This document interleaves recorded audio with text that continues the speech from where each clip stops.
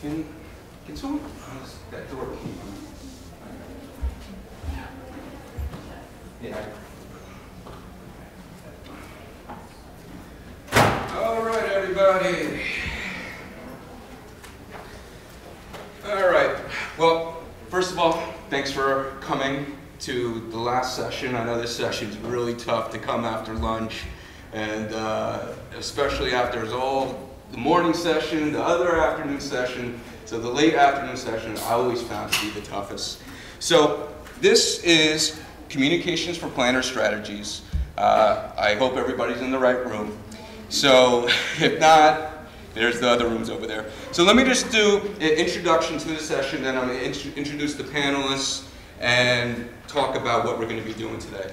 So the session is municipalities, planners, and developers increasingly need a comprehensive communication strategy and a full suite of implementation tools in order to build support for a project and address any opposition before it can sideline it. This workshop will outline how to build a strategy and deploy the right tools in order to maximize the chances that initiative can be brought to fruition.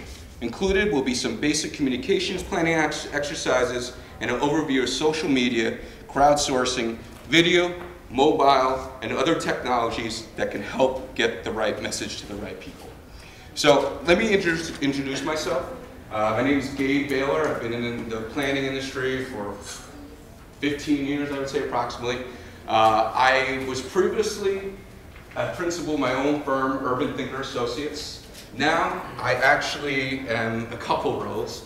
I am a project manager for Landmark Developers, and also I am an associate with Landmark Urban Fund. Landmark Urban Fund is a community-based revitalization construction company. We focus on community building as well as community construction within urban areas. Right now, one of our projects is we're building 90 units of a single room occupancy in the city of Hoboken with one of our affiliates. We have an in-house construction team, Black Dog Construction. Landmark Developers, another entity. Landmark Developers is a private development company in Jersey City. We do projects all throughout, including the city of Plainfield. Mr. Bill Neer sat there. So we have approximately, Bill, you probably know the exact number, 15 to 20 projects in Plainfield, anywhere from rehabbing old historic properties that are actually getting credit with the SHPO, State Historic Preservation Office, and as well as new construction that ranges anywhere from 6 units to 148 units, mostly mixed use primarily. So that is myself. I'd like to introduce Elaine Clisham. Elaine is responsible for communications and engagement across all media between Jersey Future and its constituencies. Prior to joining the organization in March 2011, she spent more than 30 years in advertising and marketing at several New Jersey newspaper organizations and the statewide trade association. Most recently, she was the Director of Marketing and of Targeted Solutions at the American Press Institute, a national network industry think tank, where she was involved in a multi-year research project focused on digital business models for newspapers.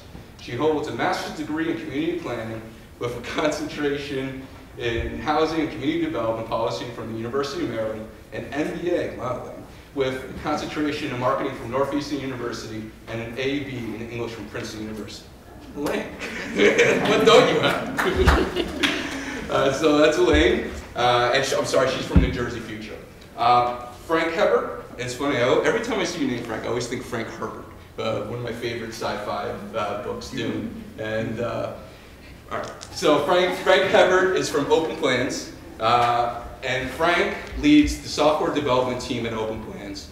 He works with city partners and planning firms on tools to involve more people in planning projects, including crowdsourcing maps, data collection tools using Google Street View, and project status dashboards. He's interested in using open source and mobile technology to make planning more community-driven, more effective, less stress, less frustrating, and most importantly, more fun. So this is the introduction. What we're going to be doing, we're going to start off with Elaine. Elaine's kind of going to be doing an interactive communication strategy, how to get the communication going. She's going to be working on a whiteboard, and then it's going to go to myself. And I'm just going to do a quick overview of the different type of technologies out there to get the communication plans. And then we're going to go to Frank, who's going to discuss his open source, share about programs, which we'll explain a little bit more. And he's going to discuss that. As well, I think we're going to have a special guest speaker who will focus on social media, and he should be arriving soon. So with all of that, Elaine, you may take the stage. Thank you. Hi, everybody. Hi. You guys have been sitting a long time, right? Yeah. We're going to do some work. I hope I have enough of these for everybody. If I don't, the tables that have a lot, if y'all could please share, that would be terrific. This is a case study. This guy, I'll tell you who it is once we get done with the exercise. Take a couple minutes to read it. And then we're going to go through.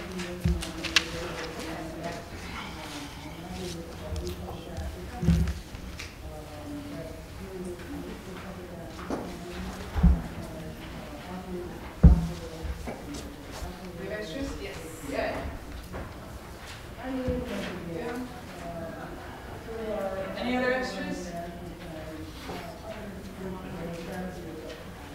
All right, so 2 minutes reading time. Do you have any more? No. What people that we got? No, that's yours. That's yours. That's yours. No, I'm not taking it. I'm not taking it.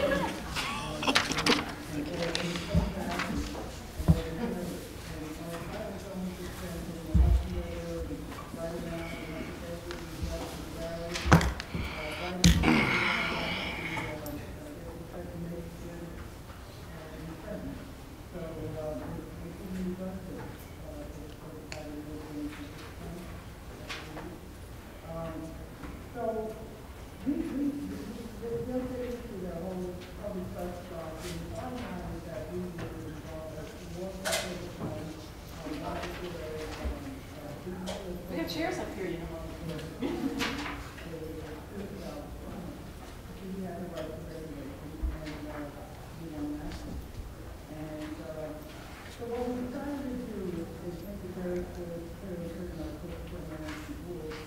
Okay, cool. All right.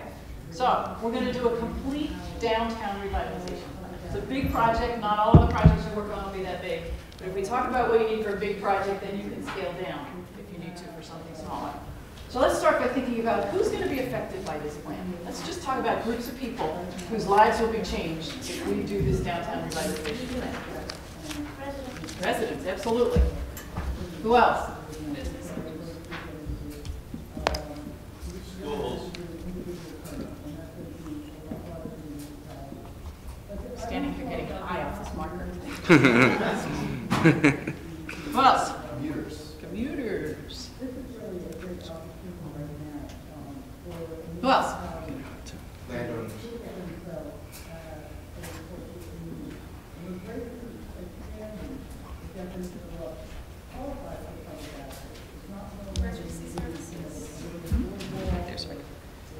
Yeah, I got some.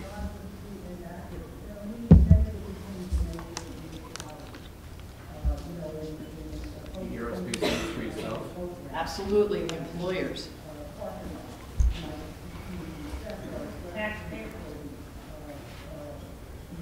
Now, who are they, who are them?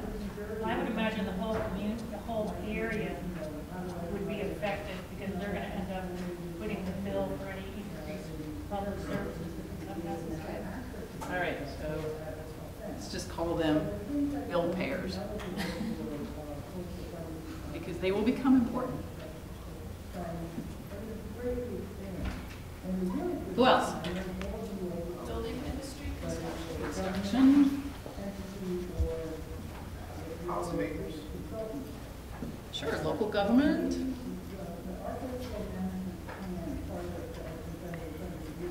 So a hand. Maybe like impact departments in the state. Transportation.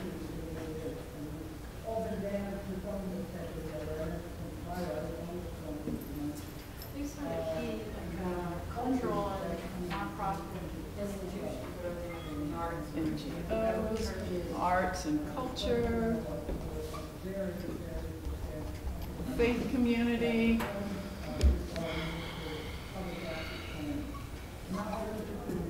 Let's say there's maybe a university or other tertiary ed.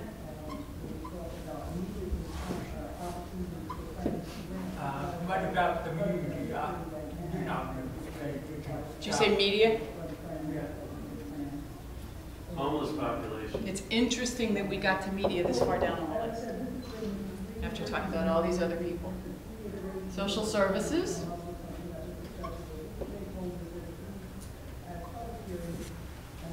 Both the providers and the recipients. So it's a pretty big list of people that we're going to need to talk to, is the point. And this is the first step in crafting a communication strategy, is understanding all the people who are going to be touched by this plan. So now, let's just go through real quickly and talk about whether they'll like this plan or not, and why. So a resident's going to like it? Depends on what residents you're talking about. All right. So, maybe. If they don't like it, why not? Well, residents who are downtown now are going to have more development down there. Some of them are going to like it, some of them aren't. Okay, and they're not going to like it because it's higher density, it's more traffic. That's correct. They might like it because you might have some more opportunities, but so it could go either way. The residents who live out in suburbia, well, look from what you've written here that maybe they like to have their own downtown, so to speak. Or this might be an opportunity for them to come to a downtown. That's true. They live out in suburbia because downtown sucks. Right. Business owners. Yeah, probably pretty much. Particularly if they're, retail. Schools? Are they gonna, is it gonna make a difference to them? Yeah. It is? They got more students. All right. Probably more tax dollars. Yeah, so that's a big maybe. Well, and that goes back to here. Do the residents want all these extra people? Because we're all in New Jersey, right? We know the argument. Commuters? Probably yes. If the transportation system works. We'll say yes. Property owners? Whoever's going to make money on it will like it. Yeah, that's exactly right. That's right. Okay, so you can see, what about the employers? I'm skipping over the ones that are, it doesn't matter because they have to provide services anyway. What about the employers? These are the aerospace people. Well, that's why But, yeah, this is why we're doing this. These guys are going to leave if we can't keep their employees. So that's a great big yes. Taxpayers. Yeah, maybe. We're going to have to put in new roads and new infrastructure. And, if it's going to be any kind of high-tech town, we're going to have to put in Wi-Fi and really high-speed broadband and all that stuff. So that's a question mark. I would imagine that there's a higher elderly population if they had a burning drain. So that would give a little more resistance than otherwise expect.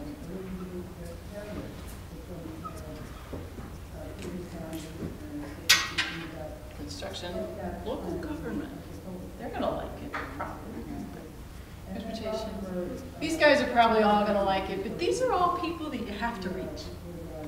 So let's pick one or two. Let's pick the residents and the property owners for the moment.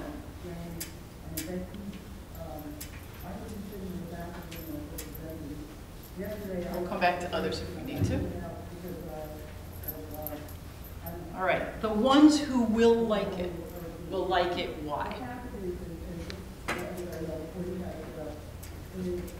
Increased vitality. Hmm? Are these the new residents or the old? Who suggested residents? Existing residents. Okay. So the ones who are going to like it are going to like it. Why? Lower the tax base, lower the tax rate rather. So it broadens the base, is what you're saying. Say it that way.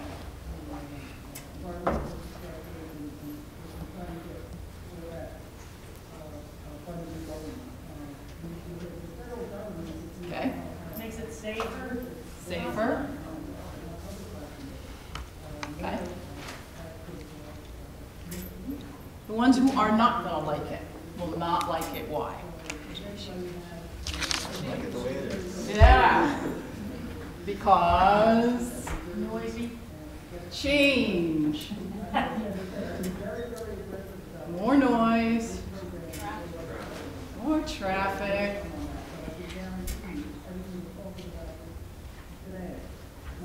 They're trying to, gentrify them out too, get rid of them. Hmm. Changing the types of services and amenities they have. Yeah. Yeah, lots of change. Gentrification, different. People are different.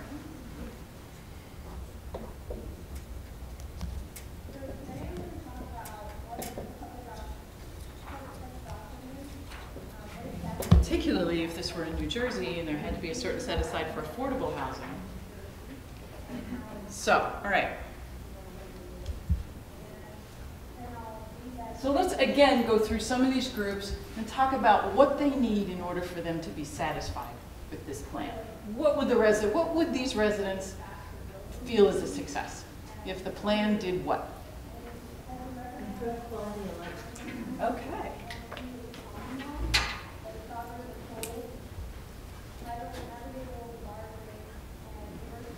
Quality of life. Create more jobs. More jobs.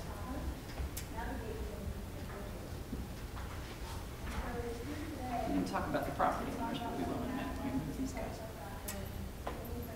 Save them money. Save money. Okay. And these guys who aren't going to hate it, what would at least keep them quiet? What would move them, if you think about the spectrum between objection and approval as a bell curve, you've got the people who will actively sabotage it on one end, and the people who will glom on and be your biggest supporters on the other end. And then you've got these two middle sections. And your idea isn't to get the people who hate the idea over to the ones who love it. You want to move everybody up one section. So next to the ones who really hate it are the ones who are just going to sit out. They're not happy about it, but they're not going to say anything. What's it going to take to get these guys to shut up? Community investment.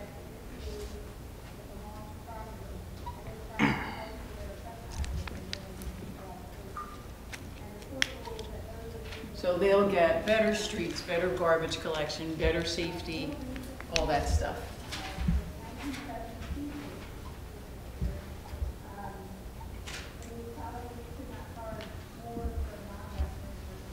Stop that.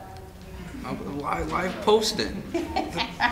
That's what I'm doing. All right, let's talk about who do we say the other group was? The property owners or the business owners? What do we say? I think they're property owners. Are they that different from this crowd? Do we want to talk about them? I want to talk about another group. So we said these guys, the employers, were going to be pretty happy. Is there anybody who's going to be unhappy in the employer group?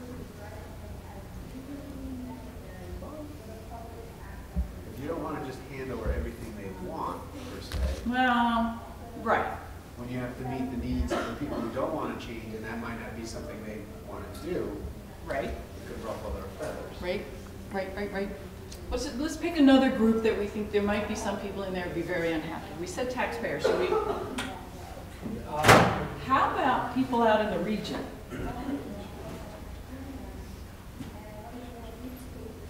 The ones who will like it because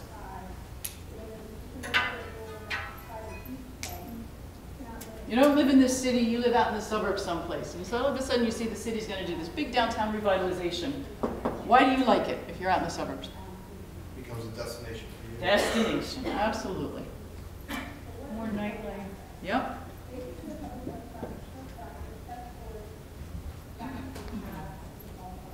Maybe you're gonna move here. Now that it becomes a place worth going to. These local jobs. Possibly. Yeah. All right, the ones who don't like it. Development pressure?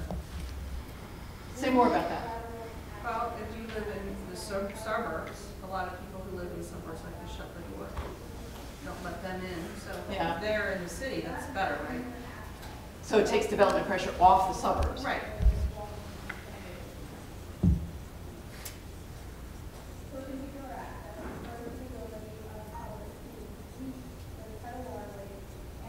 Okay. So the ones who don't like the idea, what are they going to hate about it? If they're out in the region and not in the city. Competition. Louder.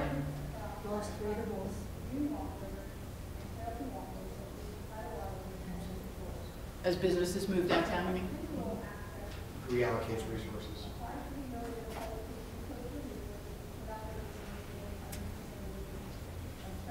Assumes regional decision making. Well, I mean, if you're looking at a county-wide level, Yeah. you know, you're putting, county taxpayer money into, this downtown area, Yep. that's one of the second one in the suburbs. Yep. So what's it going to take to get these guys to shut up?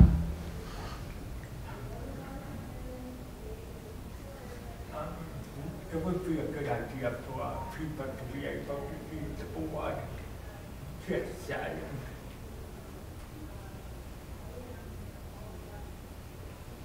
What are we going to do with these guys?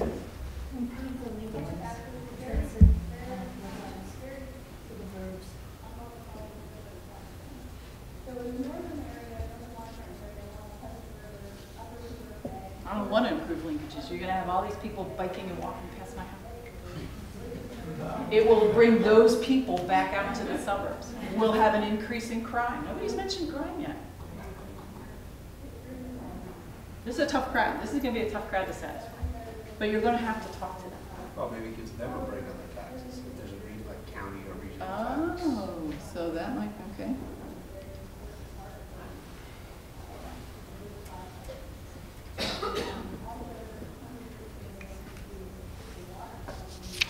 Where are we? I'm watching time. All right. I'll let you. Okay. So now let's talk, and remember that great big list that we had? You have to do this for every single one of these groups. What could these people who don't like it, how can they sabotage it? And I'm going to tell you a story at the end of this. Yeah. Well, if they're like any of the residents in my neighborhood that I'm working on, Here we go. we'll send letters to, mass letters, or letters to the editor, explaining why Okay. they're not in favor of it, and why everyone's gonna, the road's gonna end. Well, they're the only ones showing up for the public.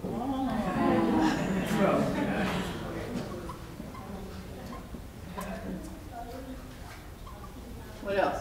Pressure local officials. Yeah. To their meetings. Yeah. What else? Start a Facebook page or something like that where they can complain to each other. We'll start a website, a Facebook page, a listserv. And the thing about this is, you will never know. That will be up and running, and people will have locked onto it, and they will have shared weeks worth of information, and if you're not watching, you'll never know that that has happened. And don't forget, there's a good old gathering out in the street where people go around making noise and holding up signs. Yep. Yep. Outside City Hall. Yeah. Absolutely. Absolutely. In fact, they'll do this. They'll hear about something. Oh, you're going to redo downtown and you're going to rip down this historic church. So we're going to come and we're going to protest outside the church. You're going to meet inside. We're going to protest outside. You know what happens? The media shows up and covers that. They don't cover the meeting where you negotiate a really great agreement with the people who want the church saved, and you're going to wind up saving the church and repurpose it, doing whatever. They don't cover that. They cover this. And these are all the ways this can get derailed before you are even out of the gate. So, what does that mean we have to do? we have to talk to each one of those constituent groups. And we have to ask them. First of all, we have to explain the plan. And then, what do you like? What don't you like? How would you react if we were to do this? We got to get some feedback because we've made a lot of assumptions here. So you're going to have to go out and talk to these folks and come back and revise these assumptions based on what you learned. You could be totally wrong about one of these people. So you're going to get, and these are one-to-one conversations. You're going to go meet with the president of the university, or the head of the United Way, or the head of the Chamber of Commerce. And you're going to sit down and say, this is what we're thinking about. What do you think? How does it need to change and be made better?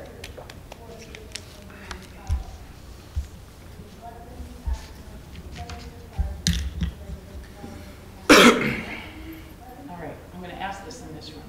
What do we do about the Tea Party? Tea Party. Sorry. Who's had experience with them showing up at meetings? Anybody going to any of the hearings for the state plan? Okay, so what do you do? Because you know what? They're the ones who are doing this. They have a grassroots network and a bunch of listservs and email lists, and they can get the word out so fast. And they can get messaging out. And yes, it is much easier to get people out when you make them afraid of something than if you have them in support of something. So they're the ones who are going to show up. You invite them. I agree. You absolutely invite them. You talk to every legitimate opponent.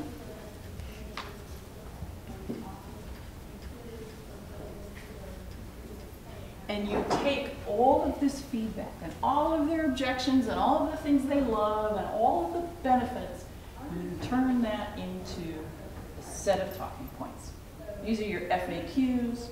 These are, will this make my taxes go up? Will this bring extra traffic? Will this bring crime? And you answer them very succinctly, point by point. All of this work that you're going to do here, you're going to turn into FAQs. And they will become your consistent messaging. If you need to talk to a business group, here's the set of messages that you're going to use to talk to the business group. If you need to talk to somebody out in the regions who doesn't want this to happen, here's the set of talking points that you use to do that.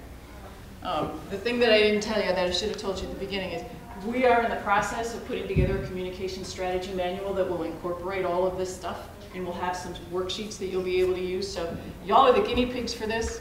It's not quite ready yet, but anybody who leaves business cards behind, I'll be glad to let you know when it is.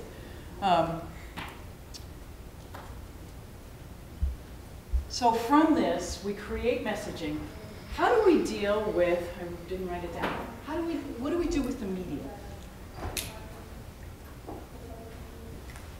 Yeah. Well, you talk to the media, but I find it's helpful to not only talk to them verbally, but to give them talking points. Because journalists are really overburdened these days. So Yeah, I it's, think. it's really good to give them talking points so that they write what you want them to say and not what they decide to say or what they thought they heard they should say. You make them a partner. Absolutely. So you're going to go to the local newspaper, maybe the regional newspaper if it's a big enough project. You're going to have a media packet all put together, and you're going to sit down with the publisher who cares about business in this community, because that's who advertises. So you sit with the publisher and the editor, and if you're lucky, the reporter they're going to assign to it. And you're going to do a full briefing. This is the project. This is why it's necessary. Here are the benefits. Here are the contacts. Here's some artwork you can use if you're going to write about it. Come to our, here's a schedule of meetings.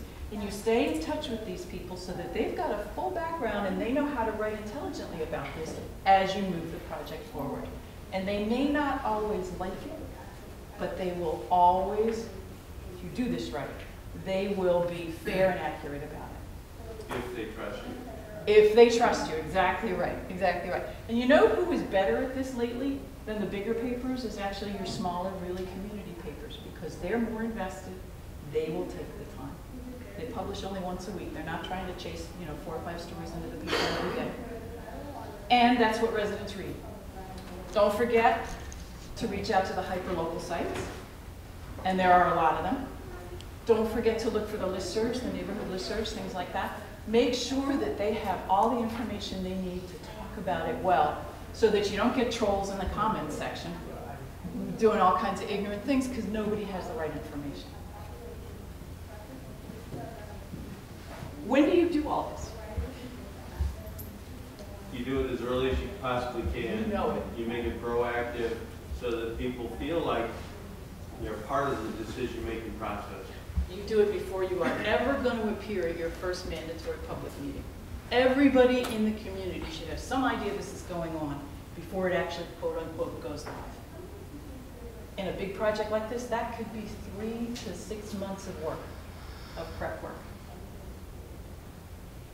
You also do it throughout the process too. Oh, yeah. Oh, yeah. So, and that's like, you know, I don't want to make sure we're not running over time. No, I'll tell you. Okay, good. You got 15. All right. And that's the other question is we're all strapped for money. How do you do this? Volunteers that are into it. You could do volunteers, yeah.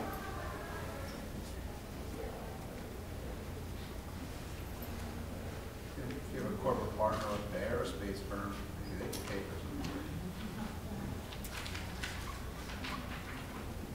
Or depending on who's leading the project, sometimes the developer will have a budget allocated. If it's a big project, they'll have a PR and communications budget allocated for that. Wouldn't some of the other constituencies become suspicious of that if they find that out, they were funded by a particular interest group? It depends on how it's done, I think. I'm thinking about one instance that I know of where the developer did fund the entire PR. And you knew all along that, I mean, it was not a secret. But they were retained to redevelop this huge downtown area. And so they were doing everything they could to build support. And it didn't seem to be, nobody seemed to be suspicious of that. It can also provide credibility. Let's step back a minute. All of those key constituencies that we listed, who's going to talk to them? Not always you. If you find an organization where you say, you know, the Chamber of Commerce really ought to be carrying our message to that person, or the president of the big employer ought to be carrying our message to this group of people. One of the things you will do when you do this list is you will make a list of who your best messengers are for each constituency.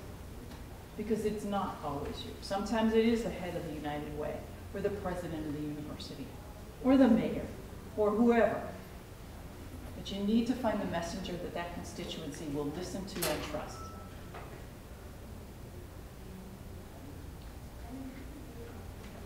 So eventually what you're going to do is take all this work that we just did, and normally this is a 2 to 3 hour workshop, which is why it feels so disjointed now.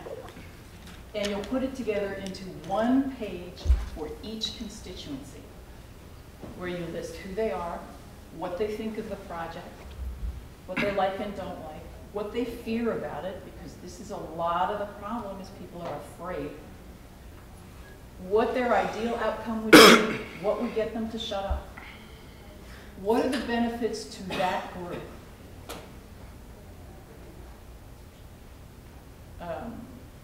Benefits that group, got distracted by our star speaker walking. What are the benefits? And who should carry that message? And when? You'll put that all together into a sheet. You'll list the messaging. You'll list who and what kind of a message. Is it an op-ed? Is it a letter to the editor? Is it an ad? Is it a presentation at a public meeting? What are the best ways to get this message out? You'll put this all together into a grid, and it becomes your interested party playbook.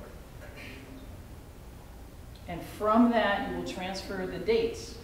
Well, we're going to run an op-ed on this date, and we're going to do a public meeting here, and we're going to do this here, do a presentation to this group here. Oh, a group that you absolutely should not forget are the young people, people in high school. So you're going to do a presentation at the high school, you're going to engage them in a game, you're going to do whatever you're going to do, but do not forget the people who are growing up here in this town who might want to stay. So you'll take all those dates and you'll transfer them over into your project calendar. So in your project calendar, you're going to have all your mandatory public meetings and then all of these targets and deadlines for messaging to get to various people via various messengers.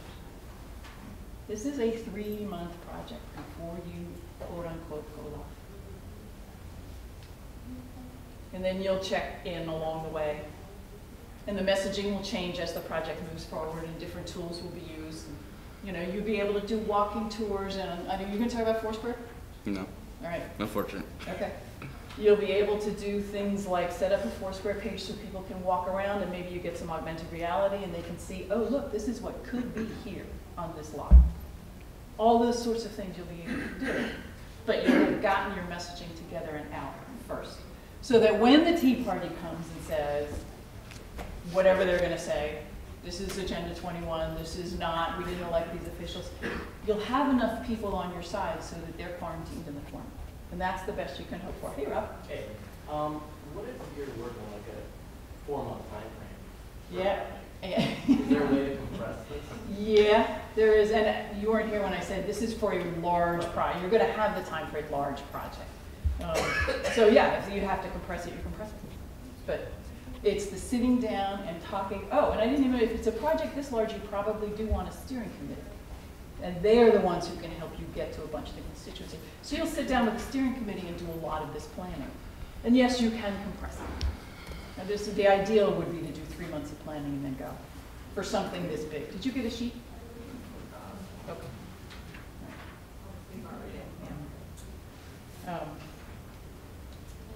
Other questions, and then I'm going to turn it, oh, yeah, I talked about Foursquare. Other questions? I know this was disjointed because I really do have to compress it. You have 10 more minutes. No, we're good. We're good. But again, if you want to give me business cards, I'll make sure you know when this communications manual is out. This is a lot of work. I just want to stress that again. It's a lot of work, but I want to tell the story. Anybody familiar with Carroll County, Maryland? Anybody here from Maryland? Yeah? Rattling your head, yeah? Yeah? So I was in planning school in 2000. I graduated in 2010. So 2008, I'm taking my land use course. And we used the Carroll County, they were trying to do a new master plan. And we used that as the sort of semester-long case study. And what happened was this, they had a plan.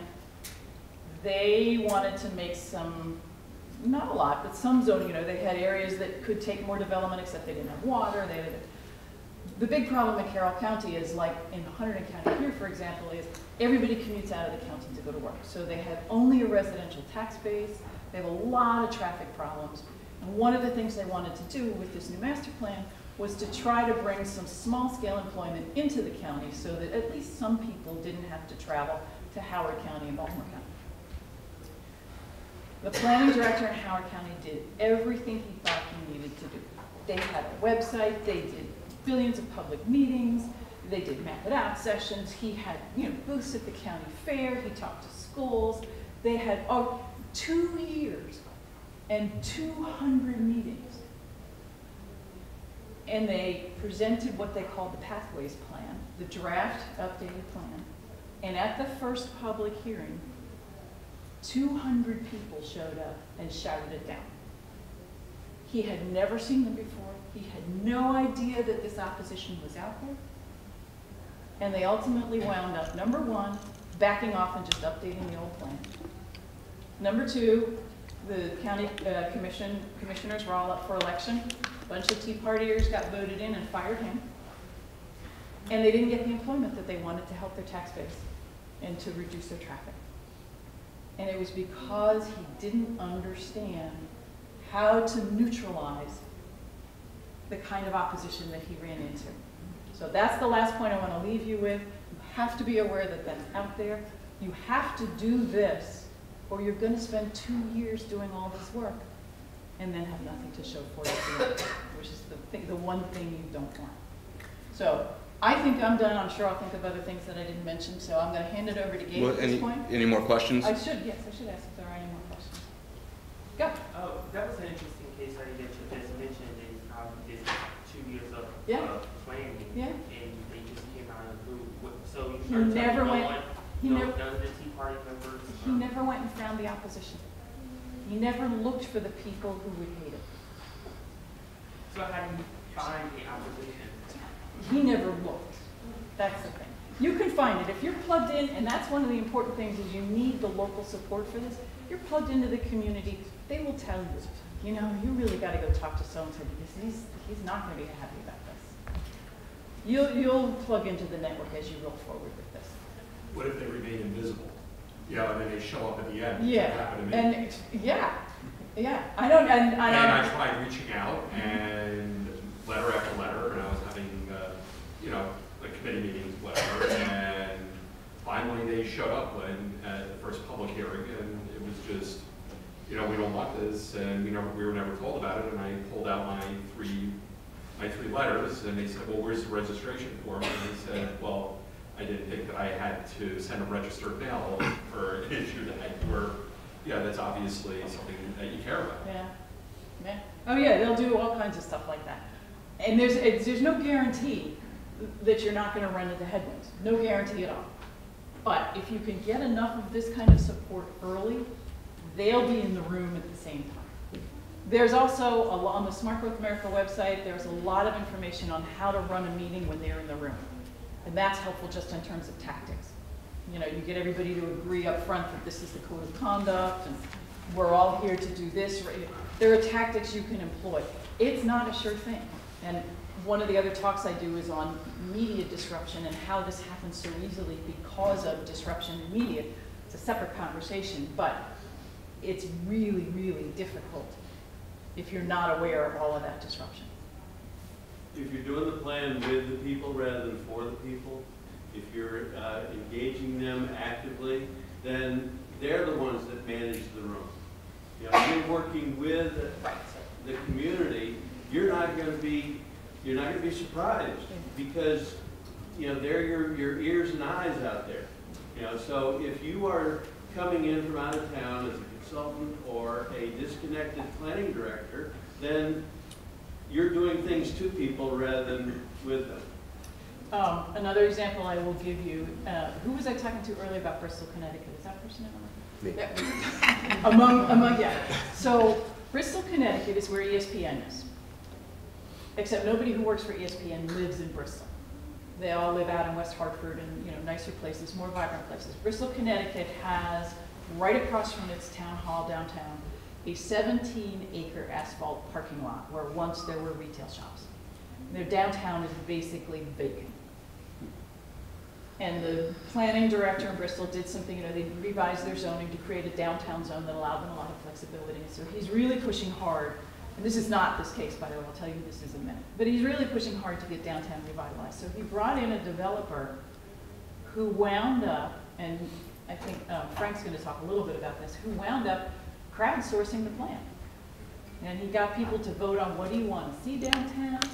You know, whatever gets the top 5 votes, we'll do the feasibility study and we'll let you know what needs to happen in order for you to have this.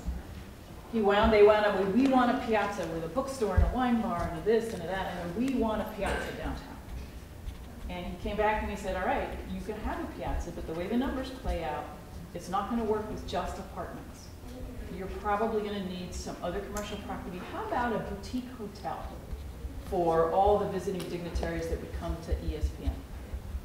And they were fine because they were getting their idea. So to your point, they actually developed their own plan. Here's what we want to see in our town. This is Wichita. Wichita is the home of some aerospace company, maybe Boeing, but it's out of town. And they knew they needed to revitalize their downtown if they were going to keep the kind of employees that the aerospace employers there needed. Wichita is also the home of the Koch brothers. So they really had to work hard on this plan. And they hired a local PR firm. They had the money to do that, who created this strategy. They met regularly. They checked in to see how it was going. They talked to every legitimate constituency, pro or con. And they were lucky enough to get a really good newspaper with a really good reporter who the newspaper sent to other cities of similar sizes to see how their revitalization had gone. The people who didn't even want government money used to fund roads got quarantined. Yeah, you listen to them and you say, thank you very much, we're going to move on. Because you had enough other support so that you could do that. And that's what you're doing here, is building up your support so that when the Tea Party shows up, or whoever it is, exactly what you said, you've got your friends in the room already. And you've got enough important voices talking about why this is good economically. And that's the other thing they did in Wichita. This was an economic plan. This was to keep the aerospace industry there. This was to revitalize downtown. It was good for the tax base. It was good on many levels, but they built it as an economic plan. And they were able to get it done. Other questions? You get time for one more question. All right. If there is one. No, I don't see one. All right. Good. All right. Yeah, listen, I don't want to stand in the way of adult beverages here. I understand. Here, I got it. Yeah. So thank you very much. I appreciate it. Let me know if you want to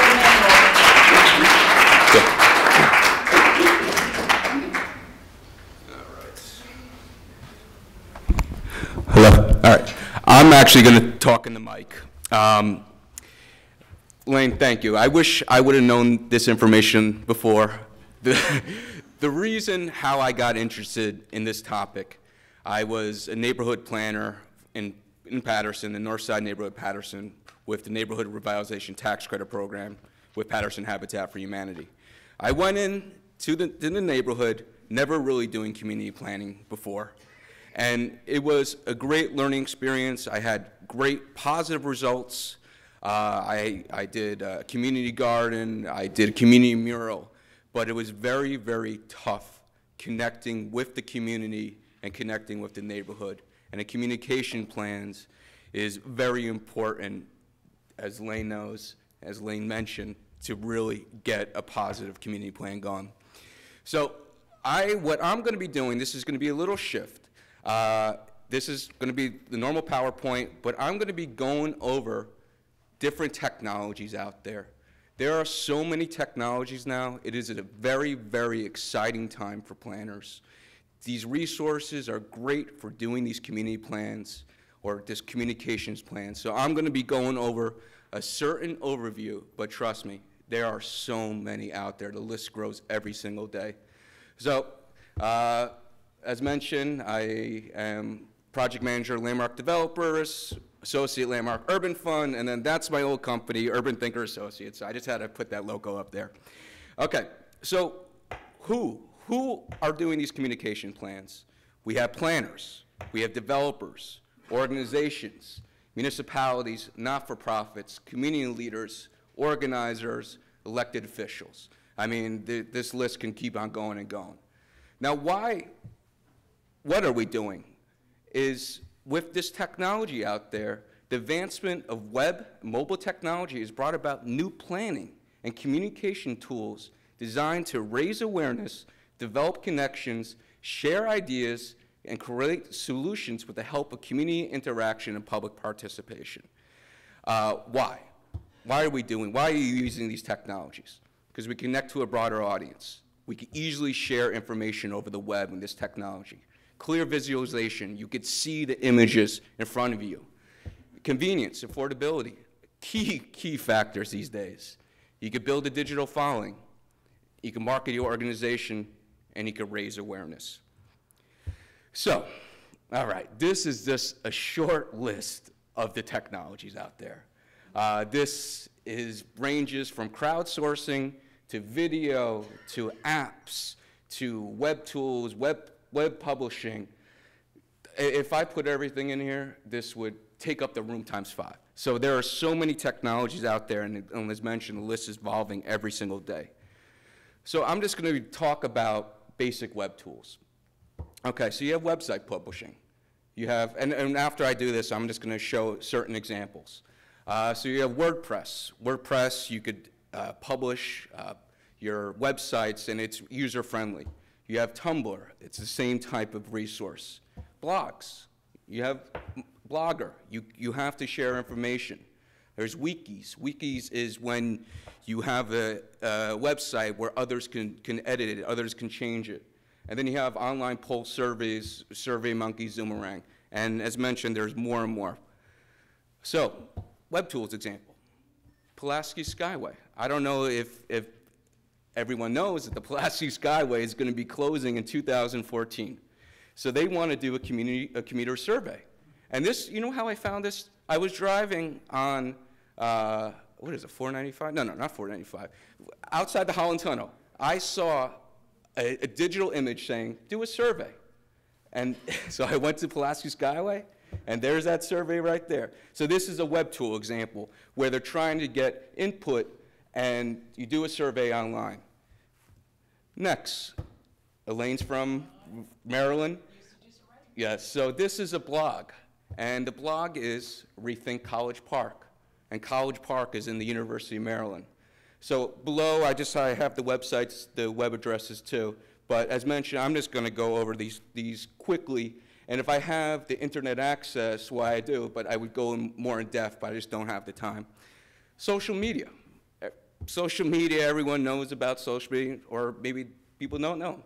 Facebook. Facebook is really a great way to interact and have a following. Twitter.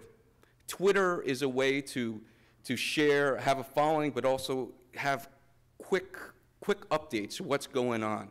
LinkedIn is more a professional. Pinterest is for individuals who want to have interest in a certain idea. Instagram is a photo-based, we share ideas, and Ning is on the same level. Okay, social media examples. Jersey Shore hurricane news. I don't know if is anyone aware of Jersey Shore hurricane news? Okay. All right. We're going to have a guest speaker as soon as I'm done, Mr. Justin Osceola, who founded the Jersey Shore hurricane news. He started with Hurricane Irene and Hurricane Sandy. Justin's going to speak more in depth of this. This was the best resource during Irene and Sandy. As you can see, Justin has 193,000 likes. He started, what was it, 50,000 before Sandy? 66,000. During Sandy, he got 130,000 likes. So he's going to explain how he did that. I mean, I think it's amazing. Now, tweet. You've been seeing this all around. Tweet. You could tweet updates. What's going on right now? It's a live update. So this is another social media example. Okay, photo, video, and digital tools. And the reason why I'm speaking in the mic, right over there, one of the entities of my firm is we have a restaurant, multiple restaurants. Ryland Inn is my favorite right now, and we have catering tools, and we have catering and wedding. So Daniel over there is a videographer, and he's videoing this in order to put on our website, Landmark Urban Fund. So you have a connection with digital video with a website, and it tells a story so much better. Vimeo is the same type of thing. Flickr is more related to photos. Photo Bucket is for organizing photos and live stream. Now, I'm going to get more into this afterwards. This is Morristown. They just did a mind mixer crowdsourcing website, but I'll talk that afterwards. But when they begin this website, they did a video, and I recommend going to the website and playing the video, and you see how much more, how better, how the video tells a visual and really understand what the purpose of the website is.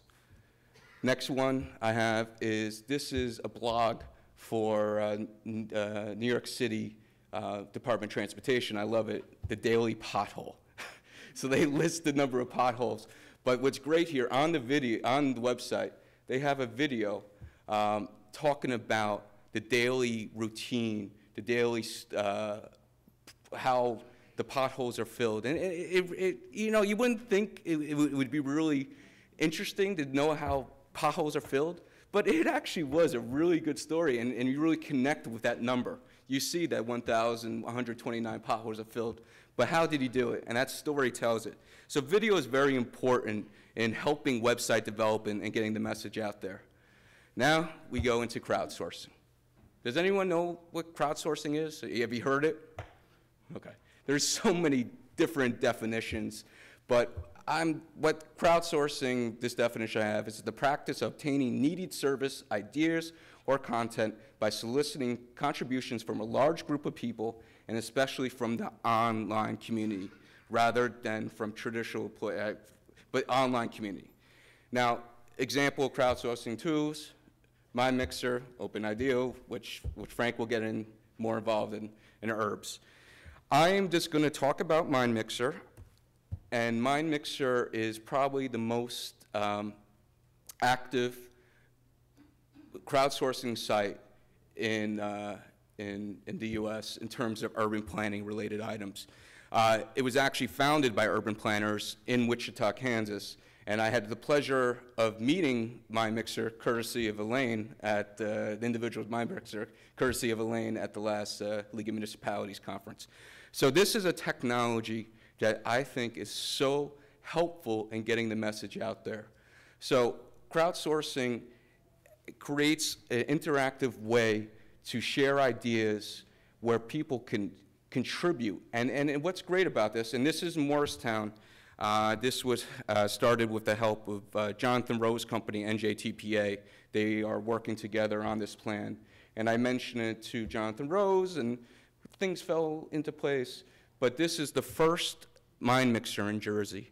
There are 4 MindMixers in New York, the Regional Planning Association. There's a couple others, but this is the first one in Jersey, and I'm very glad that there is one.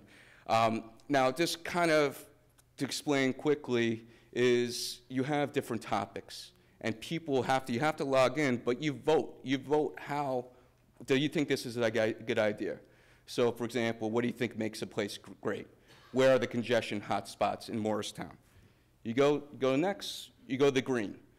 Now, you give suggestions, and you see on the left, these are the different people who log in, and they share ideas. So it's weekly active users. And this started only, I believe, a week ago. And you already have people sharing 134 different ideas. So it's really been very successful. And I'm curious and follow it and see where the results go. So you see how you have different topics and you have a subtopic. So this is what are suggestions for the green. Are anyone familiar with Morristown? Do you know? Okay, so you know that green area in the center of town? So this is suggestions, what can you do for the green?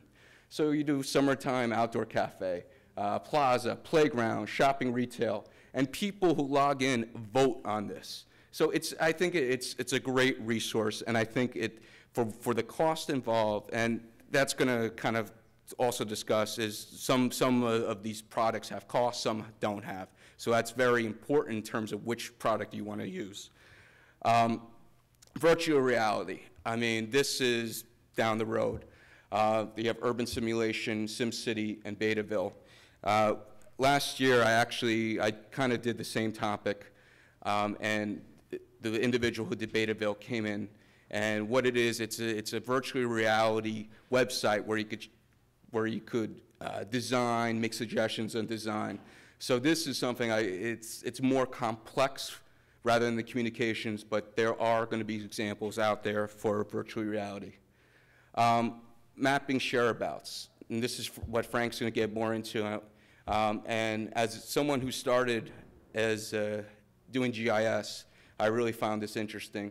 So shareabouts is a mapping tool to gather crowdsourced public input, including suggested location and comments. It's ideal for crowdsourcing bike share stations, which Frank's to get more involved and more in detail with, and gathering input on way to finding projects, neighborhood assets, mapping, and more. So these are a couple examples, both related to the bike share. This is the New York City bike share. So what it is, you have this interactive map where you could suggest where you would like to have the bike share station. So this is user-friendly. You can log in and just put a location where you like the bike station. So this is Chicago, another one New York, first one New York, this one Chicago, but the same same idea, is to put different locations where you like the bike station. So these are new technologies, share about, and Frank will get more detail with that. Now, mobile. Everything is going mobile now. Last week, I believe, Jennifer Evans-Cowley from Ohio State did a session on this. There are so many tools out there. I'm just going to go over a couple examples, but this is a great resource for community planning.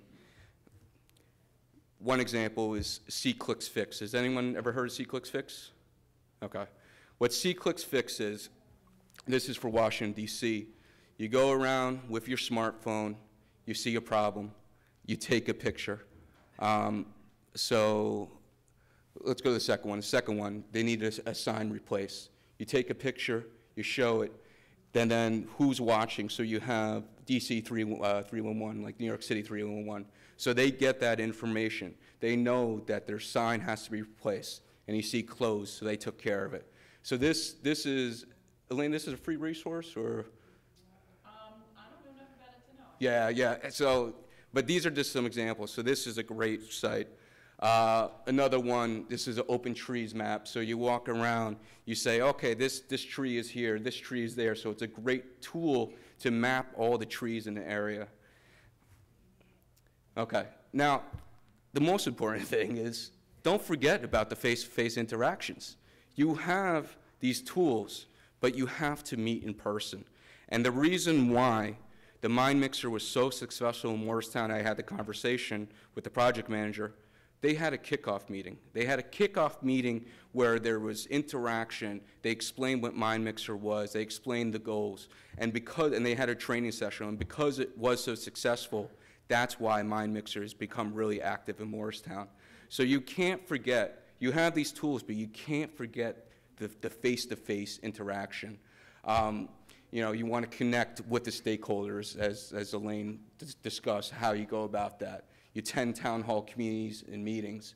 And then, as my experience, I mean, you have web, you know, Survey Monkey, but when you actually do the survey in person, which I was doing a lot in Patterson, you really get a connection with the individual, and you really know what they feel and what the problem is. So you get a different result from the survey in person rather than a survey online. Okay, questions, this is my contact info. As you can see, Landmark Urban Fund, we do project management and construction, and we also are going to be doing video production. We're going to be doing video production for any not-for-profits and who want their video on the website to have a connection. Landmark developers, as Bill knows, we do a lot of development and historic properties. And Urban Thinker Associates, my info's there. But if anyone wants a demo with Mind Mixer, please email me and I'll coordinate with the Mind Mixer individuals. So, any questions? Yes? I'm vaguely familiar with some of these things. How do you know where the information is coming from and have a sense about who you're getting all this info from and how reliable it is? No, and that's a very good question. See, when you have, and as I mentioned before, this technology is always evolving.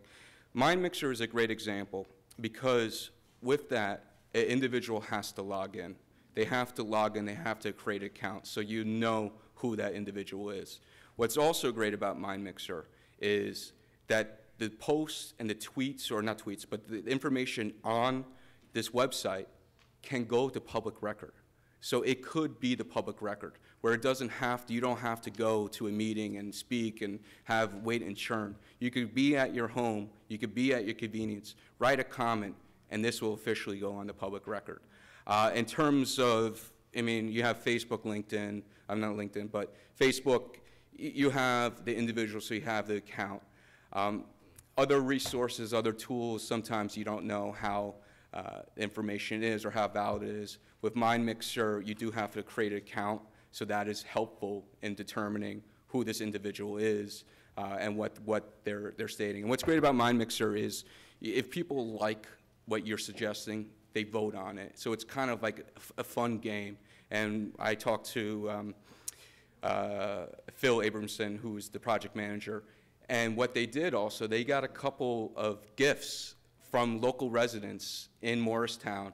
So like the leaders on the vote board actually got like a free dinner or something. So they had a good tie-in with the community members, and that's how it's become active with Mind Mixer, but also the community really supporting it. Yes, Michael?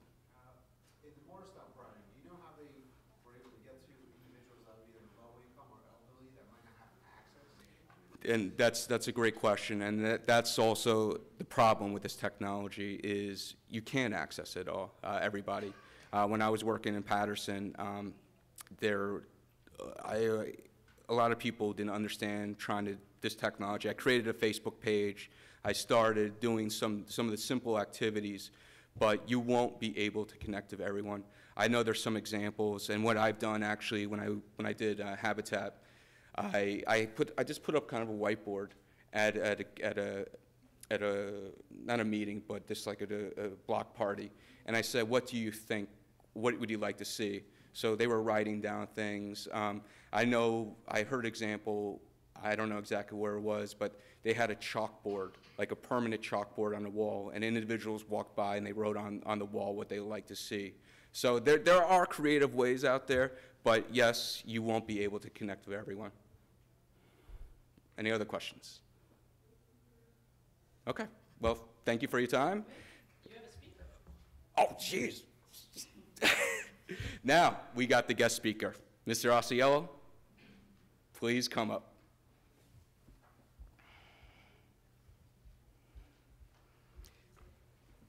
Thanks for coming.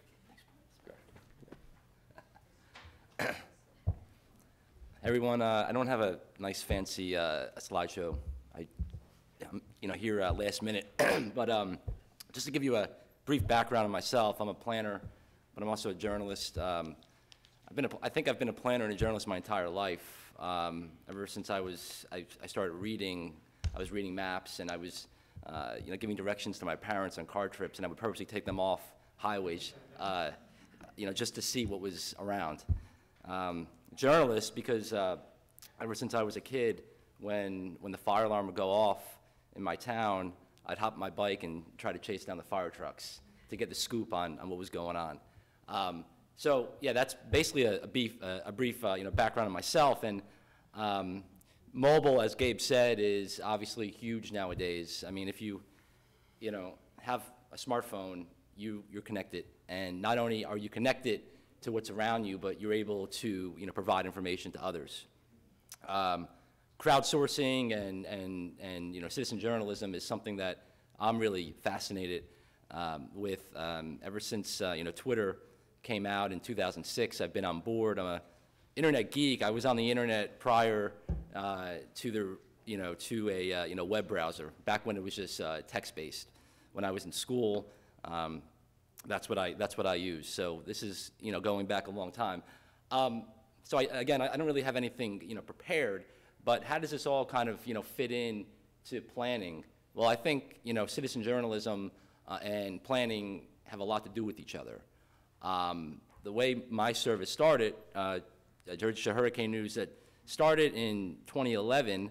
A few days before Irene was about to strike the coast, I'm a resident in Seaside Park, and having a good background on citizen journalism and communicating with people and reporting in general, I knew that there had to be, I had a feeling that mainstream media wasn't going to be able to cover the story the way it should be. Not because mainstream media isn't capable of it, but because a storm like this, we're not used to covering storms, hurricanes in New Jersey. I also realized that the power of Twitter, the power of Facebook, people want to report stories. They're in the middle of it, and they want to report it in real time, and that's what it's all about. People always say, oh, news media, they always try to be the first on every story. Well, being the first actually does matter many times, but also being the first with facts and the correct information matters the most. So to make a long story short, this started with Irene, kind of went viral that weekend, and I was getting reports from all around the shore what was going on, and my role was to serve as the curator and the filter, listening to police scanners, making phone calls to police departments, sheriff's departments, stuff like that, trying to get the accurate story as it was happening. So then it kind of evolved into this 24-hour-a-day, a news traffic and weather, a breaking news platform.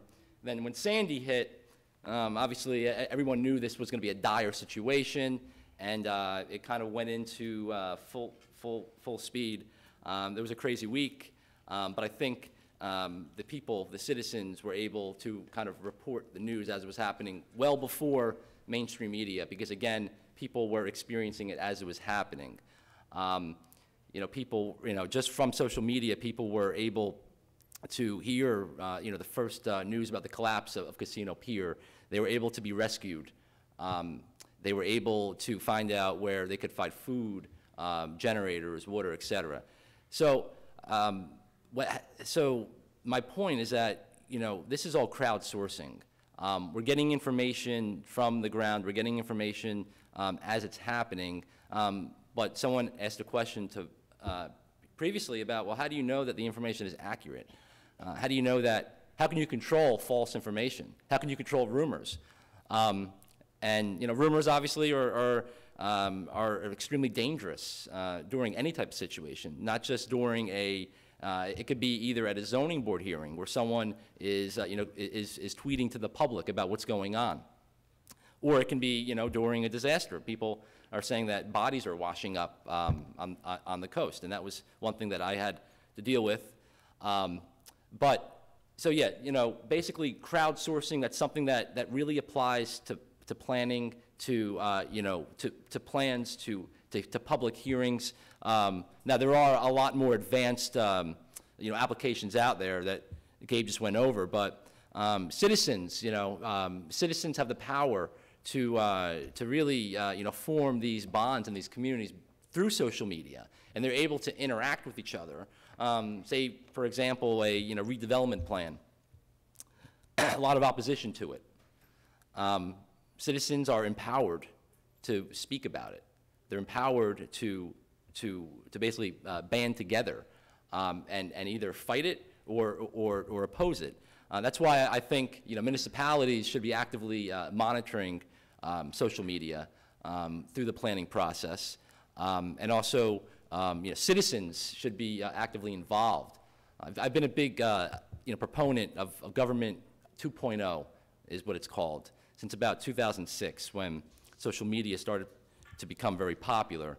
And the whole point is basically to get government on board with these new web applications. And I've written, I've blogged about it extensively, and kind of came out from, as being a planner, one of the things that I realized, I started in 2005 practicing, I realized that you would go to a website and there wouldn't be a master plan there or a zoning ordinance there. And it's so frustrating when you need to get information quickly and it's not there. And that's just a very minor point, but it's important when especially, you have to get something done quickly. So government 2.0 is enormous, and it's all kind of tied in to social media, into crowdsourcing, and essentially just keeping people informed. And I think that is the biggest role, that as planners, we're not just there to present information. We're also, if we're on the side of the town or the opposition, we're there as advocates.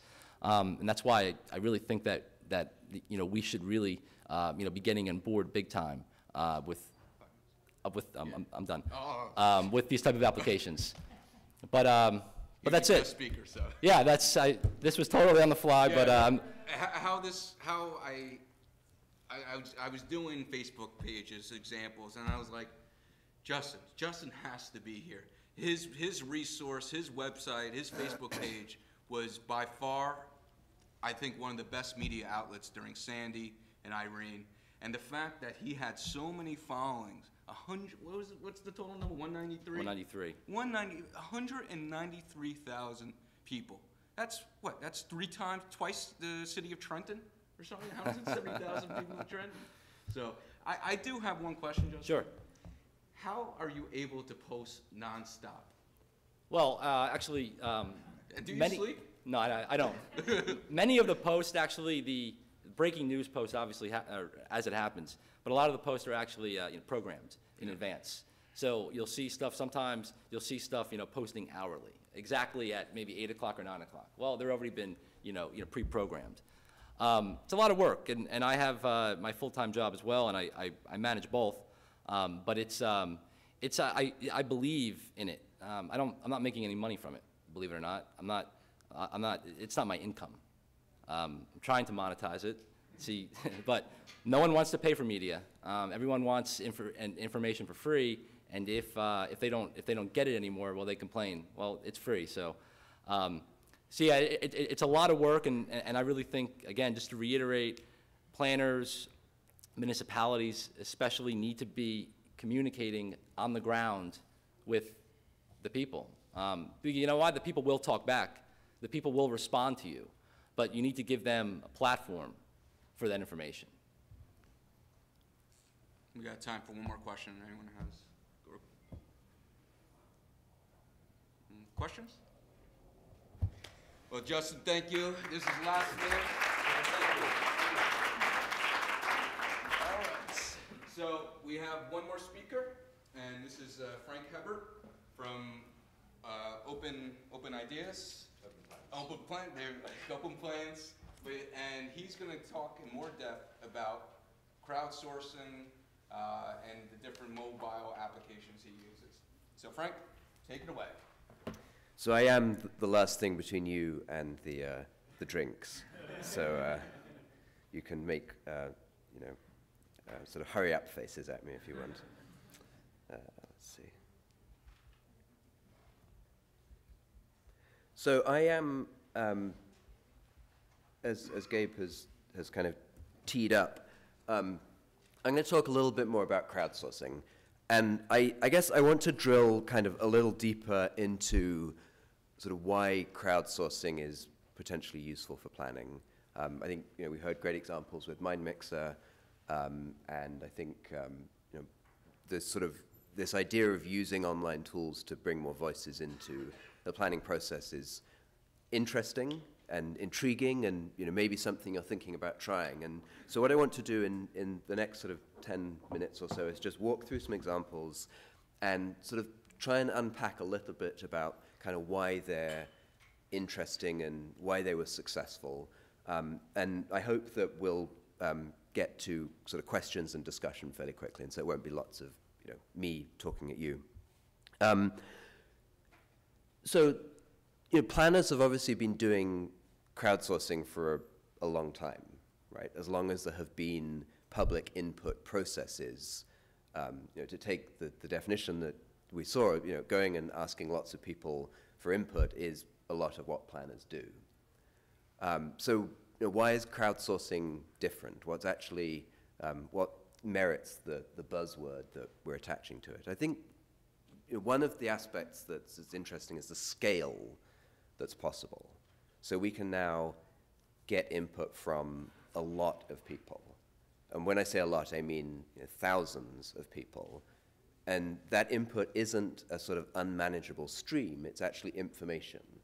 So you can take input from thousands of people and make use of it without staying up all night to crunch the numbers or go through GIS or read thousands of comments. So that's interesting. That's something that these online tools let us do, which maybe hasn't been so easy before.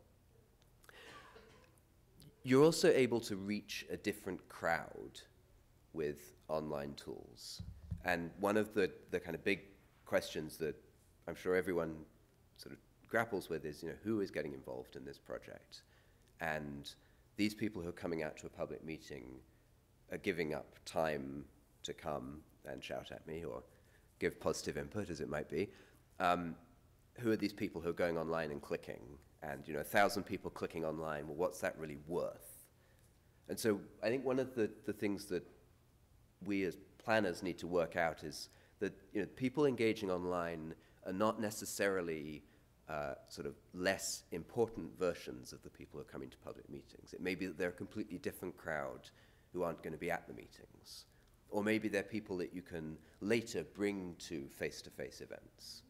So that the volume of people that you can be engaging online is probably not one that you should be comparing directly against the number of people who physically come to a meeting.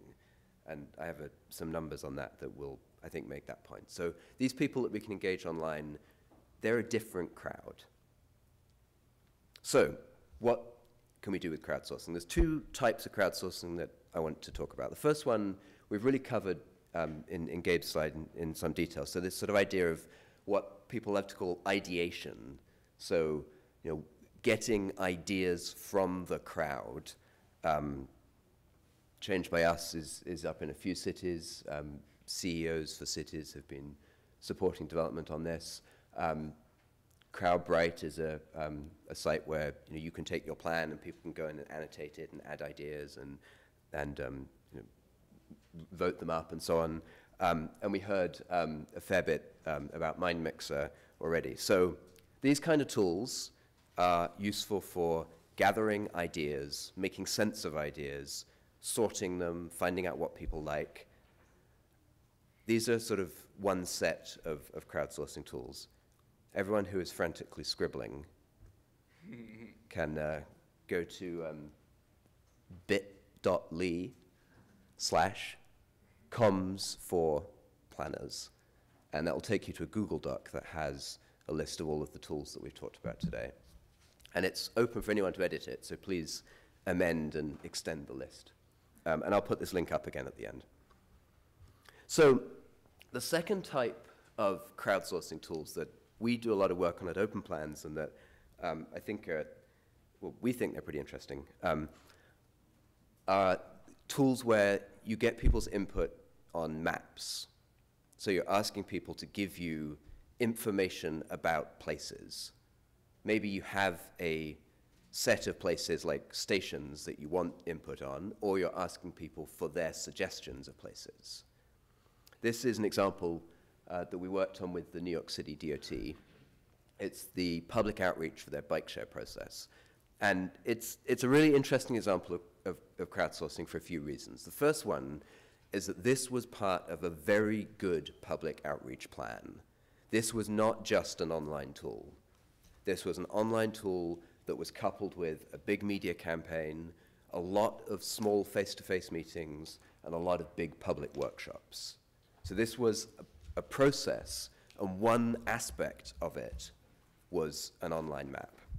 So people could go in, and they could click through, and they could find a location, and they could suggest a station at that location.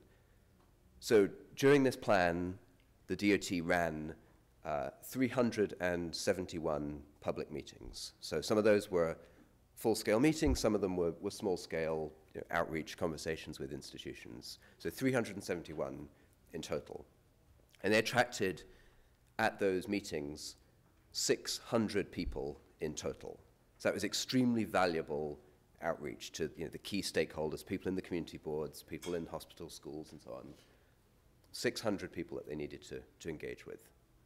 Simultaneously, they ran this map, and they got, as this sort of mass of blue dots suggests, a lot of input. They got 10,000 suggestions for where people would like to see bike share stations. And so this is a fantastic data set at the very fine grain, at like the neighborhood level. They have suggested locations, they have people's clicks of support for those locations, and they have comments that people wrote. But really, more importantly, they had this face on the project that was, look, we want your input. We want you to help us cite this system. We're doing public meetings. We have an online tool. We have a tool that doesn't look like your typical government website. It's kind of fun and cool, and you want to share it with your friends. So it performed this dual function. It was very useful at getting fine-scale data. It was also a very good face on the project. And that's a theme of kind of successful crowdsourcing tools, that they're not just about creating data, they're also about saying, hey, we want you involved, and we're going to use these interesting tools to do it. As Gabe mentioned, mobile is obviously important. More people are getting online using mobile devices than they used to. Increasingly, people are getting online for the first time now, are using something like this rather than something more like this. So building tools that look good on mobile is obviously very important. Making it possible for people to use the GPS on their phone is also kind of an interesting way to make the mobile experience kind of local to where people are. One of the challenges of mobile is that while you may have one of these, you don't have a data plan for it. So I guess like everyone in this room has a data plan if they have one of these. Like, why wouldn't you have a data plan, right? But plenty of people don't have a data plan for these. So these are like a really nice way to send text messages on a big screen. And so a shortcoming of tools that have, big, rich interface and lots of graphics to download is that they're not going to be any good for you if you don't have a data plan or you don't have Wi-Fi at home. So hold on to that thought of where could we be using tools to reach people via text messages, because I'll come back to that. Just briefly, the other aspect, which again I think we heard about with MindMixer, is that these tools can help you during a project. So this is something that we set up for Chicago while they were doing outreach for the Chicago bike share, and it gives them a breakdown of where are people engaging, what are they saying, what are the most supported locations, how are they doing. This is something that's very useful to be able to go and show to elected officials, to your head in the department. It's very useful to be able to link what people are doing on the map with the workshops that you're doing. So how much are people engaging online relative to the workshops that you're doing? Being able to say, well, we went and did these workshops, and here's the little bump in input that we saw from running those workshops. So using online tools doesn't mean opening yourself up to a sort of uncontrollable amount of input. You can see who's engaging, where they're coming from. You can also see which computer people are using. So you have a sense of, are these 10,000 points all from one crazed individual who spends their weekend suggesting bike share locations? And the answer is, first of all, no, they're not. There are very few locations on here where one person went and spent a lot of time putting points in. And there was no, in both this and in the Chicago example, very little idiocy. Basically none that's worth, that you can really measure. So it's just, this isn't, and we can talk about why that might be. I have some theories, but this isn't, despite being completely open for anyone to go and engage with, this isn't a tool that attracts a lot of negative input. People don't go in and suggest lots of bike share stations in stupid locations. And my hunch for this is that really this is a tool to show support for projects. This is not a discussion tool as such. You can get in and you can talk to people about why locations might or might not be good ideas. But this isn't a place to evaluate the pros and cons of a project in lots of detail. And so there isn't great value. If you want to disrupt this process, these tools aren't really the place to do it. So that's both a weakness of the tools, because they are not a place for open debate, but they're also a strength because they're a place to gather support and gather the kind of input that you have defined a frame and you would like to receive. So just briefly, a couple more examples of these tools at different scales. And the Chicago map is actually worth visiting, which sounds crazy, but you should go and check it out. And there's also one that Portland set up for their bike share. And it's really heartening to read the discussions that are happening in these comments. Like, people are really engaging and talking about why particular locations are good. And they're engaging in huge numbers. You're getting thousands of people going in and leaving thousands of comments. And they're turning into these long comment threads of why this is a good location, or why if it was slightly further over it would be more effective. So it's bringing out this sort of innate plannerly enthusiasm that people have, which is great. It's not just limited to Portland, which I guess the cliche would say that everyone in Portland is a transportation planner, but the evidence we've seen online seems to bear that out. Just briefly, a few more examples just to show that sort of bike share, while everyone's favorite pony is not the only pony that this circus contains. This is a project that we've been working on with Alta Planning. They're doing a reevaluation of the bike network in North Carolina. And they're using this tool for people to go in and say, where does the bike network work? Where does it not work? Where are the places that there could be alternative diversions? So this is at a very different scale, and the people who are engaging with this are the long-distance biking crowd rather than necessarily sort of people who want to see something specifically in their neighborhood. But again, it's a way to really capture a lot of effective data. At the other end of the spectrum, this is a neighborhood-level community-led project to map unsafe intersections for kids walking and biking to school. So this is collecting extremely specific data. And I'll put a link to this in the Google Doc. You'll be able to see that people are going in and describing why these intersections are dangerous and particular things that are wrong. And so they're providing this very rich data that this organization can then use in their advocacy work. This is an example on the commuter rail in Philly, working with SEPTA and the Bike Coalition to understand the state of bike parking at stations right now. And this is really a place-based survey tool. In this instance, that's how it's being used. So we heard about SurveyMonkey and these other tools you can use to set up an online survey. This lets people go in and fill out a survey, but on a map. Again, collecting community asset mapping, good and bad within a neighborhood. This is an amazing example. So our office is in Manhattan, and I had never noticed how many phone booths there are on the streets of Midtown in Manhattan. It's totally crazy, and there's an interesting story about why that is connected with advertising revenue. And there's a community organization that's working to have the number of phone booths dramatically reduced. And so to demonstrate their point, they've been using this mapping tool to locate the phone booths and then write comments about them.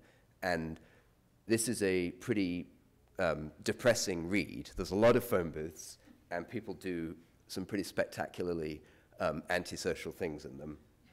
And every single one of those dots is an inactive, vandalized phone booth that people are using as a bathroom. So, but again, a crowd-led effort. So this is information that people in this neighborhood have, that this was a way to sort of unlock and get them to contribute.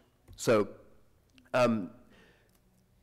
these three platforms, I was mostly talking about Shareabouts here, which is the one that we work on. Ushahidi and CrowdMap are two similar platforms that you can use for gathering input on a map. Again, they'll all be in the Google Doc. So finally, I mentioned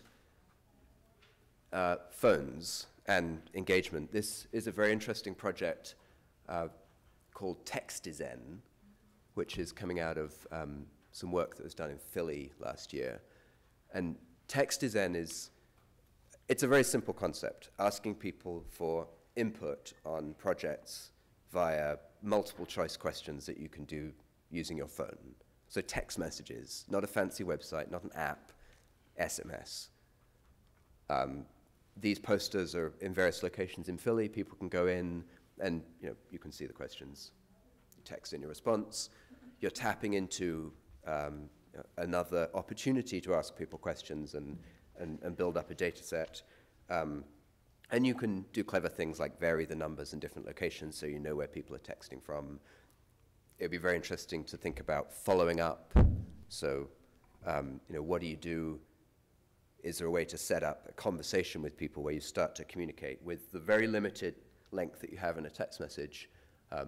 There's some really cool potential there. So we're definitely interested in finding a way to connect text messaging back to maps so that the sort of both ends of the technical spectrum can be equally represented. And very finally, since it's Friday afternoon, I wanted to share something which is slightly out of the ordinary. No prizes for guessing where this is. But I think probably everyone here has at some point used Google Street View to look at their house or their childhood home, or it's sort of an extraordinary thing that has happened entirely outside the world of planning, that we now have a detailed photographic survey of substantial amounts of urban roadway. So Google and their commercial partners drive along taking photos. Could we use this for planning? We think so. So we've been experimenting with a very simple tool that lets you go in and annotate Street View. So the planners decide the intersections or the places that they would like people to annotate. In this example, it's down a single street, so along this avenue, and you can go to each intersection. You can grab the little handle here, and you can move your handle to an intersection, and then Street View loads up top, and you can do all the things you can do with Street View. You can rotate it and so on. And then you can go and comment on that location. And then later, the planner can go in and download this data set and can see, here's what was being looked at when that comment was left. So these are very early days, but we're interested in the potential to think about visually annotating, rather than just putting things on maps, letting people see things in the photos and then leave their comments on top of them. And there's a lot of Street View out there, so we think this is potentially going to be quite fun to roll out on a big scale. So that is a very quick gallop through these last two tools, text design and the view tool is called Fitzgerald, again in the Google Doc. And here is Google Doc. So that's a very quick gallop through crowdsourcing tools. I guess I want to be, first of all, I want to be respectful of your time, so I'm going to stop very soon. But I want to just say a couple of things about the shortcomings of these tools, because I think it's really important not to be, all enthusiastic, though I am very enthusiastic about them. All of these things that I showed were all in English. However, not everyone wants to use tools in English or can use tools in English. And so I think this year, I think we're going to start to see a lot of these tools be available in multiple languages. A lot of the onus there is going to be on the planners to provide translations of the information that they want to be collecting. So it's not actually technically that hard to make web tools available in multiple languages. But actually, my mixer does that. They have multiple languages. Right. I think it's like 30 different languages which they could do that. Right. That's great. I think we've talked a lot about mobile. I just think it's worth repeating that everything on a big screen is great if you have a big screen. Everything on a fast internet connection is great. We really need to be doing more with text messages. We need to be working out how we can communicate using less, though this sounds kind of crazy, but less long-winded visual material and more short, punchy material. And that goes against the sort of the level of communication that a lot of projects have. These tools are really good if you have a focused need. So if you're trying to update a plan and you have maps from the last plan of community assets and you'd like people to give input, or you want to talk about a 17-acre lot in downtown, more open-ended questions, like the Change by Us example that I showed at the very beginning, they're a lot less effective because they're far too vague. And planners probably wouldn't be asking open-ended questions like, how can we make the city more sustainable? Those are just too big. So these tools are really good when you have a clear question or a set of questions that you're asking, and you're plugging them into an existing process, as I said. And finally, they're not free, so there's a cost. I think the cost for kind of per person that you can engage is really spectacular, but setting these things up, customizing them, configuring them, keeping servers on, paying programmers, those things cost money. So almost all of these crowdsourcing tools are not something that you can go home and just click to get set up tonight. They're becoming cheaper, but they're still not free. So those are kind of, I guess that's kind of a downer to end on. Like, sorry, folks, but yeah. So that's my downer to close with, and I'm very happy to take your questions.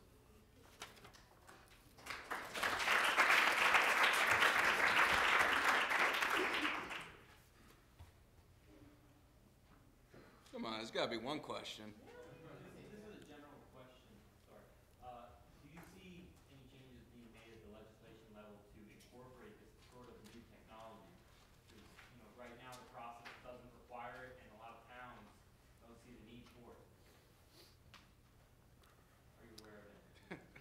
So I can say as someone who responds to a lot of RFPs that there is a lot more interest in using these kinds of tools. So planners are responding and wanting to include innovative outreach methods, whatever they might be. I think the sort of question of whether input left on various social media tools is not just whether it's as valid as information that's received at a public meeting, but whether it's actually kind of legally has the same status is something that still is not fully resolved. So you end up in a situation where people may be leaving you great comments on your Facebook page, but you don't own those comments. They belong to Facebook. You can't get hold of them. Do they count as information that you can put down as comments on your plan? So there are things there that I think make this a little maybe nerve-wracking for people in legal departments.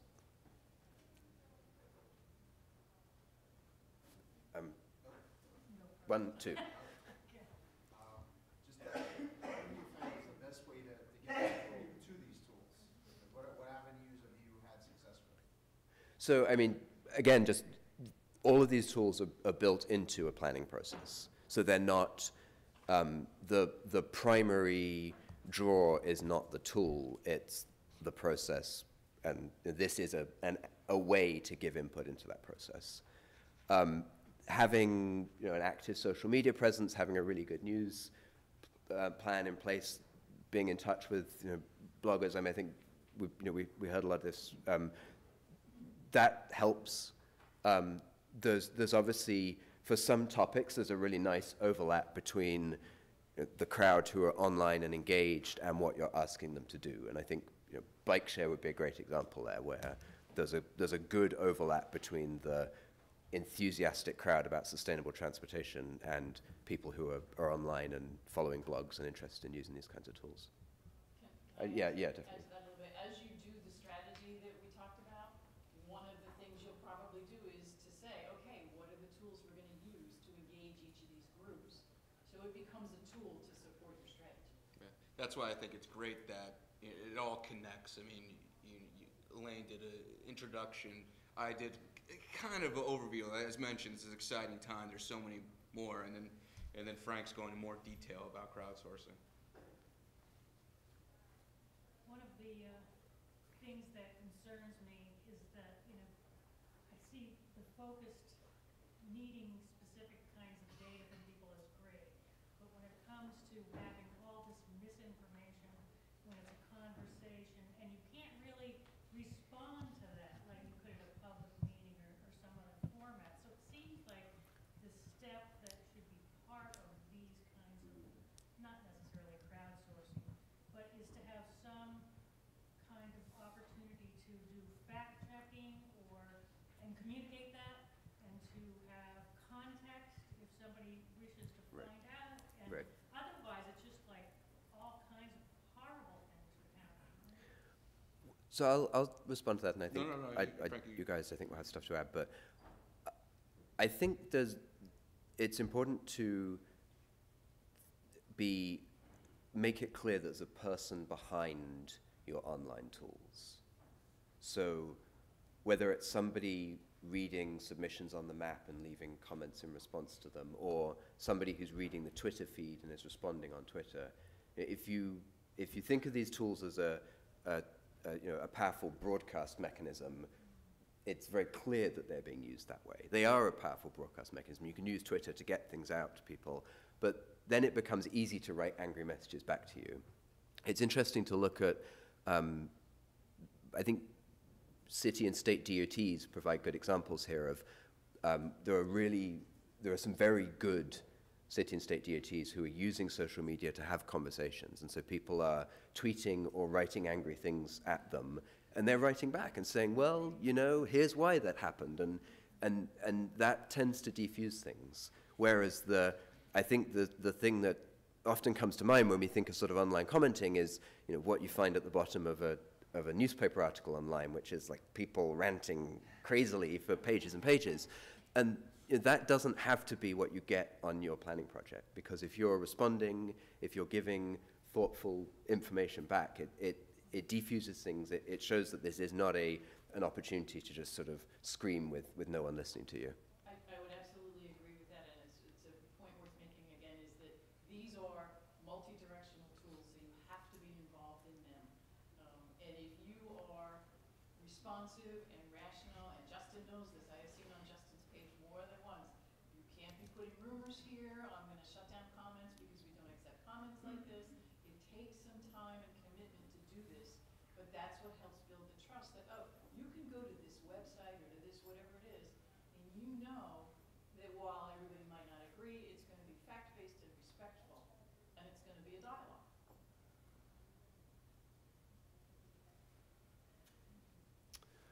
Robert. You mentioned that the bike share, choosing your own bike share parking whatever space, is something that's more of a kind of face project. It's less, it's not driving DOT's decisions on where the station is going to go. I'm wondering if that is a risk at all, in fact that maybe it's making it too personal, that people put that recommendation out there and it didn't get chosen, and DOT respond in any way to kind of the results that they got.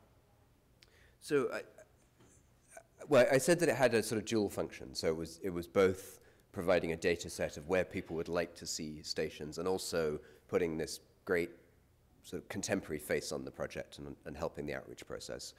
The DOT held a lot of workshops where they brought the online maps printed out big. So they took the locations that people had suggested online and they invited community members to come in and help them sort of sort through the input. So, these locations are actually unsuitable because it's a subway grating or it's, outside of school or whatever the particular criteria were. I don't know if those are valid criteria, but those kinds of things.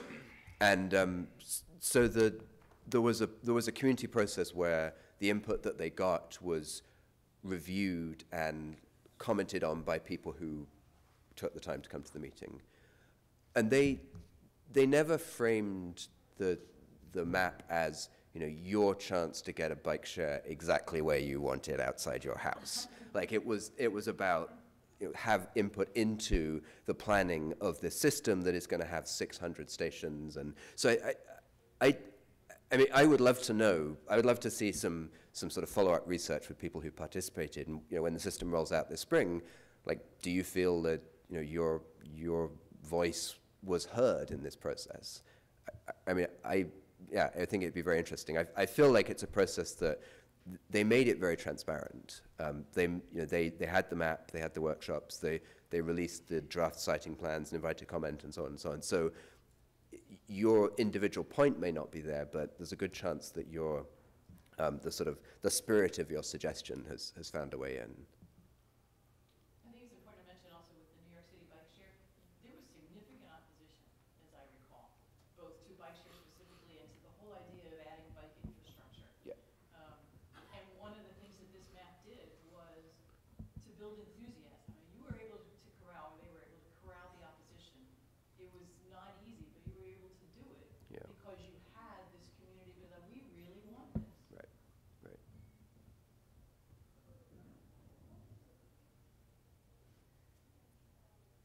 Any other questions? No? Thank you.